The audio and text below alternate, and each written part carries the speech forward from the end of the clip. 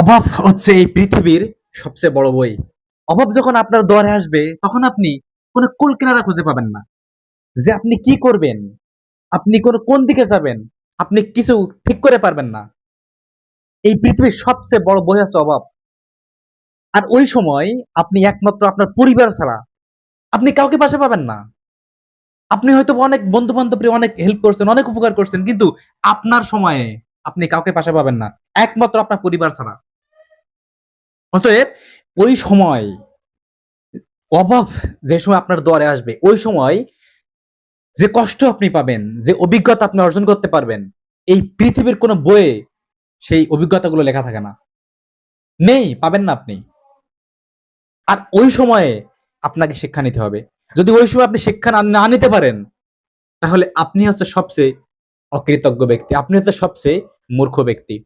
ওই সময় আপনাকে শিক্ষা অর্জন করতে হবে। সেটা থেকে শিক্ষা গ্রহণ করতে হবে। ধন্যবাদ আপনাদের সবাইকে আমার এই ভিডিওটি দেখার জন্য। আল্লাহ হাফেজ।